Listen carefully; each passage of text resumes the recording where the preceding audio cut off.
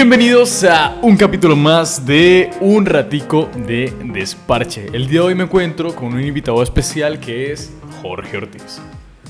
Jorge Ortiz, mucho gusto, bienvenido a Un Ratico de Desparche. ¿Cómo se ha sentido, Hola León, ¿qué tal? Bien, bien, aquí tratando de interactuar con personas mucho más jóvenes que nosotros. Obvio, claro, ¿no? toca. 18 años, creo que le llevo un poquitico de ventaja. Un poquitico nada en más, el tiempo, muy poco. pero muy corto. Lo mismo opino.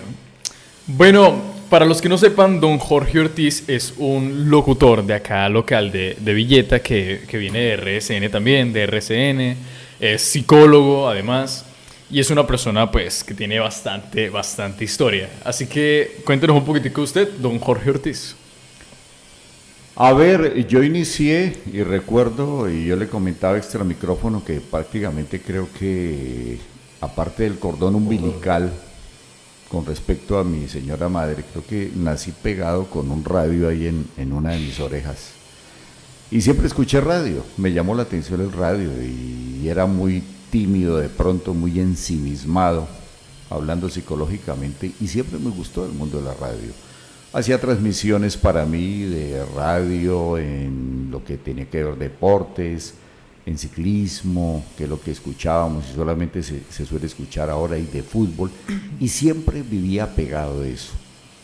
Y fuimos creciendo y en algún momento, sobre los 17 años tal vez, terminamos siendo presentadores, como suele pasar, ¿no? Cuando los niños cantantes generalmente empiezan en el coro de la iglesia, Sí, señor. Hablamos en los coros de los colegios. Pues yo inicié en el colegio, siendo el maestro de ceremonias, el animador del colegio, más o menos cuando estábamos sobre 10º grado. Más o menos, ¿en qué año fue eso? Uy, hace bastante, estamos hablando del año 1977. Bastante tiempo. Hace bastante tiempo.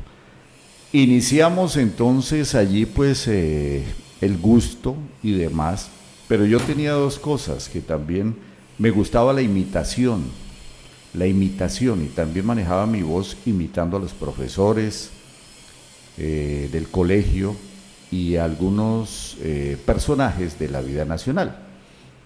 Pues el presidente, bueno, algunos... En ese tiempo, ¿quién era el presidente? En ese... me acuerdo Julio César Turbay Ayala, que era tal vez en ese instante o por esos días era uno de los más populares. Entonces uno lo escuchaba y me acuerdo que cuando querían y lo entrevistaron para un segundo mandato de X presidente, para no decir quién, entonces le entrevistaron y le preguntaban que por qué estaba apoyando a ese candidato para la presidencia otra vez. Entonces Julio César Turbay Ayala respondía: evidentemente, yo estoy apoyando al doctor fulano de tal porque tiene una de las condiciones que son el sello y la marca para que nuestro país siga adelante y en progreso. ¿Siempre hablaba así? Eso, él hablaba y era una voz absolutamente nasal. Sí, por supuesto. Pero entonces saltábamos, entonces escuchamos el minuto de Dios, y al final cuando se despedía el padre Gabriel García Herrero, siempre se despedía: Dios mío, en tus manos colocamos este día que ya pasó y la noche que llega. Eran personajes populares en ese momento, y obviamente los profesores del momento también que teníamos en el colegio. Entonces, de cierta manera, pues tomé algún prestigio, alguna fama, y en mi sentir, que era de algo de timidez, pues siempre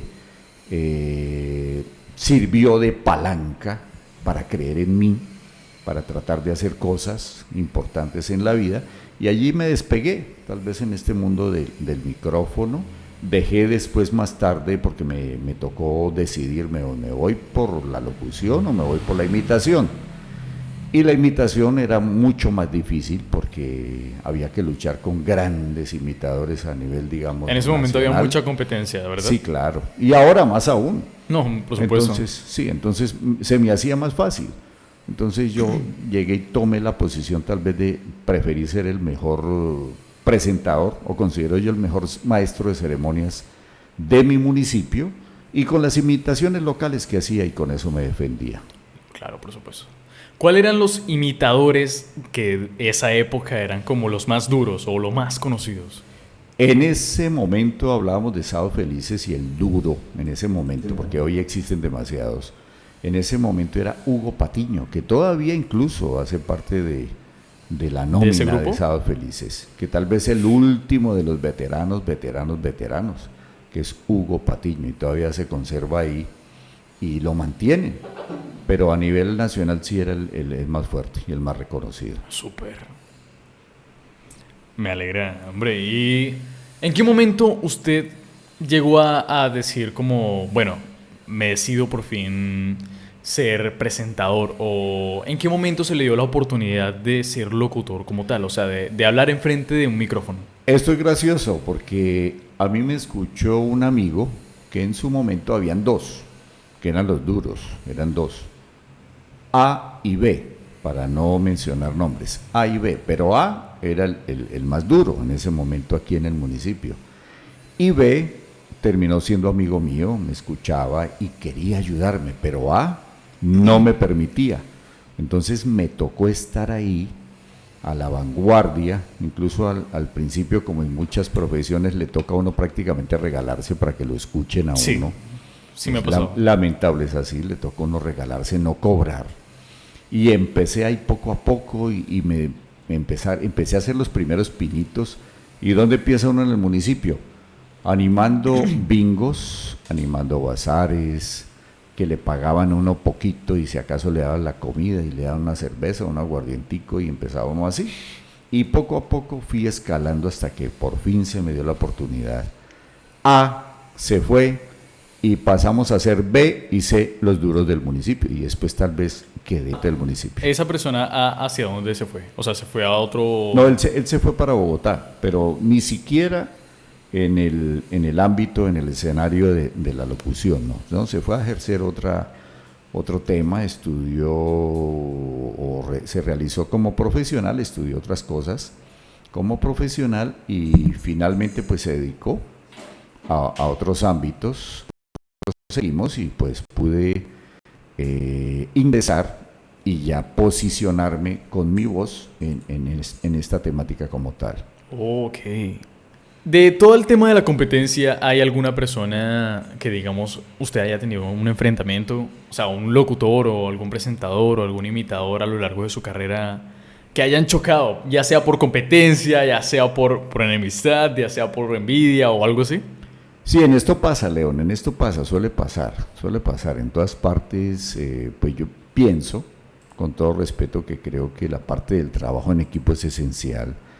Creemos, o yo creo, que uno no se las sabe todas, ni es el mejor en su campo, pero uno se puede complementar. Yo creo, y en eso sí estoy absolutamente seguro, que mi perfil, porque en locución hay variantes, ¿no? Está el animador como tal, está el narrador deportivo, el presentador de noticias. Las personas que hacen podcast. Sí, claro, los que hacen podcast o lo que sean en este momento. Y lo mío era pues maestro de ceremonias. A mí era la parte de seriedad, por manejando la voz, por manejar alguna cultura, alguna capacidad en este sentido, y creo que esto era en lo que yo me desenvolvía mejor. Pero de todas maneras, por ejemplo, en el caso de pronto existían otras personas, pero siempre existía ese roce, había ese roce, y en lugar de ayudarnos, en lugar de hacer equipo, pues terminábamos en competencia, y esa no era la idea. Y yo casi siempre he desechado esa situación. Incluso ahora, hoy mismo, por ejemplo, existen personas en las cuales pues yo les ayudé, traté de formarlas ya humildemente con lo que yo ya había aprendido y les señalé el camino y les di, digamos, la protección y de pronto algunas pautas para que fueran creciendo, y pues creo que les fue bien en el medio, y al menos están todavía luchando en este ámbito de la locución. Ok. Y Jorge Ortiz, ¿cuántos años considera usted que lleva acá en el tema de la locución? ¡Wow! Pues yo empecé a mis 17 años y tengo 62. Entonces, 62 menos 17. Uy, ¿Cuánto suena eso? son bastantes años. Y empezar, y yo recuerdo ahora, me suena como anécdota, la primera vez cuando iniciamos acá, y creo que pues ahora es relativamente fácil, ¿no? Se hace perifoneo, pero el perifoneo que se hace hoy en día es pregrabado, es una grabación. En ese momento, yo a mis 17 años, cuando hice el primer perifoneo, ¿Era 100% en vivo? directo, en vivo. Ahí Entonces, enfrente de la gente. si eran 2, 3, 4, 5, 6, 8 horas, 10, 12 horas. A mí me No, contrataba claro. un almacén y me acuerdo que los 24, 31 iniciamos a las 7, 8 de la mañana y terminábamos a las 9, 10 de la noche y había que tener pulmón y garganta para soportar todo esto. Y yo recuerdo que la primera vez que arranqué, inició su ruta el vehículo, llegamos a la primera cuadra, a la primera esquina, 100 metros, siguió la segunda, 200 metros, y yo tomando aire, cuando arranqué por fin, y me escuché la voz, y ya como que me di confianza, e inicié ya a hablar. Recuerdo eso, pero fue un momento de shock muy fuerte, porque es la primera vez que me iba a escuchar, por unas cornetas, unas simples cornetas, no un sonido. Y ya después escucharme en un coliseo con 5.000 personas, como es Uy, el claro. del Villeta, en el parque principal, cuando estaba en maestro de ceremonias de reinados de la belleza, y en compañía de personas prestantes de la locución en el contexto nacional, Otto Grafistin, que ya murió, Jesús Alzate Arroyo, que fue un voz caracol, estaba en ESPN, no sé ahora qué se hizo, creo que se perdió, costeño, y entonces esto ya demarca diferencias, ¿no? Pero es grato recordar todos estos momentos y que le quedan a uno en los recuerdos de todo ese recorrido que se ha podido lograr y hacer. Por supuesto. ¿Ha tenido algún amigo que ha fracasado o algún conocido que ha fracasado en el mundo de la locución? ¿O todos, digamos, que han tenido éxito de de su respectiva manera, o sea, a su modo? Sí, no, creo que algunos han pasado, han llegado y se han mantenido, otros tal vez se quedaron en el camino y quedaron a un lado. Eso es como todo, ¿no? Eso parece una competencia de ciclismo, ¿no? Arranca todo el pelotón, pero algunos que jalonan, se desprenden del pelotón, se van arriba, otros se conservan ahí, pero lentamente eso se va desgranando, ¿no? No, claro. A veces no necesariamente por calidad, hay que decirlo, que eso es cierto, porque como lo es, por ejemplo, que maneja usted en el mundo de la música, no necesariamente triunfa el mejor, como igual en el deporte, pero por situaciones de circunstancias o a veces falta de tenacidad, a veces falta de propósito y de objetivo y de algo que nosotros llamamos en la psicología la resiliencia, de la capacidad de afrontar los problemas, las dificultades, los fracasos y seguir persistiendo, pues se llega en algún momento a tener éxito, ¿no? Hay otros que tiran la toalla más pronto o se dedican a otras cosas porque de pronto se dan cuenta que no era realmente su vocación. Y suele pasar, ¿no? A pesar de que tengan talento para ello, ¿no? No, claro, por supuesto. ¿Algún momento usted ha dudado de su talento o ha dicho como eso no es lo mío o en algún momento se ha sentido así como, no sé, como queriendo salir de ese mundo? O sea, un momento en el que ya ha ido muy mal, un momento en el que haya dicho, no, prefiero mil veces pues irme a un trabajo que me sale más rentable que a seguir siendo locutor porque no me está dando lana, o cómo ha sido ese proceso. Sí, claro, eso pasa, porque cuando uno generalmente está esperando la respuesta y sobre todo a nivel económico, ¿no? A través del reconocimiento de la gente, ser reconocido, y otro la parte económica, porque si uno puede tener reconocimiento y le digan, sí, no, qué bonita voz, que lo hace muy bien, No, claro, chévere. sí. Pero si no existe el reconocimiento también a nivel de la parte material económica, pues es difícil. Y sí, claro, en momentos uno piensa botar la toalla muchas veces y sí terminan otras cosas. Ahora yo estaba recordando precisamente cómo uno pierde oportunidades en ciertos momentos de ir. Pues yo tuve la oportunidad de ir al exterior y no lo hice, no tomé la decisión, tal vez porque ya estaba casado y tenía una niña y ya pues no me atreví a hacer eso, faltó el atrevimiento. Uno. Y don Jorge Ortiz, ¿usted le gustaría hacer algún comentario o hacerle alguna recomendación a los locutores nuevos, por ejemplo, a mi generación, a los que les gustaría ser locutores? Como, bueno, es que esa generación es como muy poco influyente con ese tema, ¿no? Es como se ha ido a otros ámbitos, a actuación, a deportes. Acá Colombia es un país de mucho fútbol.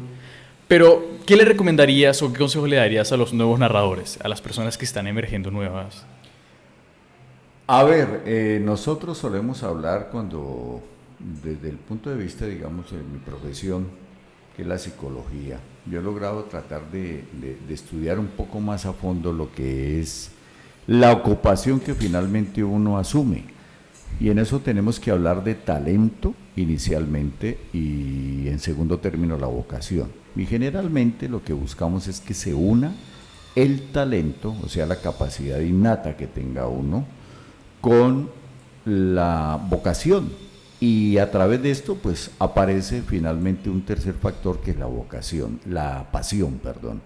Y cuando existe la pasión, pues ahí lo empezamos a desarrollar. Pero sí falta estudio. Yo creo que en nuestro ámbito también, y sobre todo de actuación y la parte artística, nos falta mucho trabajar.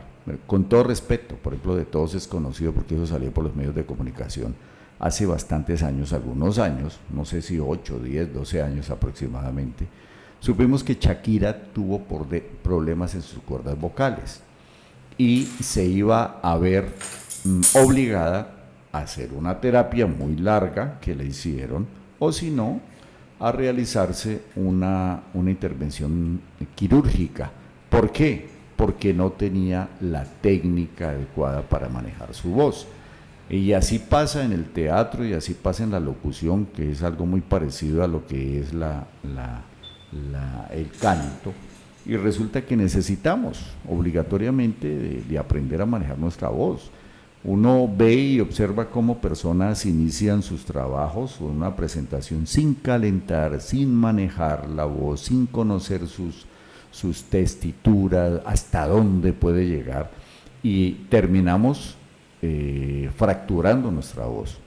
A mí me pasó, porque yo me excedí. Yo me acuerdo que en algún momento también estaba cantando y armamos una orquesta, y resulta que en una noche, cantando, animando, al otro día empecé a hacer incluso perifoneo, cantando otra vez, y a mitad de una canción, aquí en el Club Social de Villeta, a mitad de una canción me quedé sin voz. Y duré como 15 días sin voz. Uy. Totalmente disfónico. Ahí sí no disfónico, porque dis es mal funcionamiento, no afónico, que la A viene del latín que significa sin. Entonces, sin voz, terminé sin voz. Menos mal que había un amigo que había sido de la orquesta y estaba entre el público y terminó la presentación con otro cantante que había. Y fíjese, eso simplemente por conocer y falta de conocimiento y de ignorancia acerca del manejo de la voz. Entonces yo sí le diría a las personas que busquen personas idóneas, que busquen capacitarse, que busquen hacer las cosas de forma técnica, porque cometemos muchos errores y de pronto lamentamos a futuro problemas que tenemos en la voz. Yo quedé fracturado de cierta manera, aunque lo mío es maestro de ceremonias, hago mis videos en YouTube, en mi canal, pero para animar algo así como larguito, donde se necesiten subir y hacer agudos, ahí me quedo. No alcanzo a hacer eso, que en la época de joven lo hacía, pero por no cuidar y no haberme preparado, ya no lo puedo hacer. No, claro. ¿Cómo ser buen locutor y no quebrar en el intento? Vea pues, buena pregunta, ¿cómo ser buen locutor? Bueno, tal vez lo hablaba anteriormente, que es el estudio. Hay que estudiar. No, claro, por supuesto. Mire, aunque nosotros no creamos, pero solamente lo vemos en los cantantes, y muchos cantantes no lo hacen, y anteriormente lo hablé de Shakira. Pero nosotros, igual que el locutor, que a pesar que estamos hablando, es increíble, pero el mejor ejercicio para hablar o ser locutor es cantar, pero cantar técnicamente, o sea que debemos hacer solfeo No, necesariamente. Ya vale. Yo para cantar soy malísimo, la verdad. Pero hay que hacerlo, no interesa que lo hagamos mal, pero poco a poco vamos progresando. Y eso es algo que lo tuve ahí al lado. Nunca lo tomé como profesión el cantar, pero salen cosas buenas, adaptándolo a la voz de uno, al rango, a la testitura que tenga, al color de la voz y además también del gusto. Pero necesariamente sí hay que estudiar, hay que estudiar. ¿Cuál es el trabajo más caro que ha hecho en el mundo de la locución? Si se gana bien en ese mundo. Bueno, es difícil. Yo pienso que si se llegan a las grandes ligas, como diría alguien hablando en términos de béisbol, pues sí, yo creo que se logran grandes cantidades de dinero. Pero el resto es muy difícil, muy difícil. Incluso uno habla de, por ejemplo, cadenas de radio, personas que pasan a ser más allá o debajo del director de la cadena o del programa, generalmente los sueldos o los dineros o lo que se devengan realmente no es muy significativo. Entonces es muy difícil realmente. Y uno ve con tristeza, por ejemplo, algún compañero que tengo que tiene una gran voz, muy bueno, extraordinario, excelente, y verlo que finalmente logró su pensión, pero básicamente con el mínimo. Y en los últimos años, aparte de haber trabajado en una gran cadena, en diferentes emisoras, con muchos colegas que realmente tienen un gran nivel y él no era nada despreciable, finalmente terminó haciendo lo que muchos solemos hacer al inicio, que es estar en supermercados, hablando y haciéndole promoción a productos de ese supermercado. No, claro. O de almacenes. Entonces es bastante triste. Como en todos los ámbitos, creo, y escenarios de la parte comercial, pues la locución también se termina en eso, ¿no? Creo que al final uno debe decir, sí, la constancia, la perseverancia, prepararse, pero también debe tener uno una pequeña chispa de apoyo de alguien que realmente se fije en esa persona que tiene alguna calidad y que puede explotar de alguna manera ese talento que posee.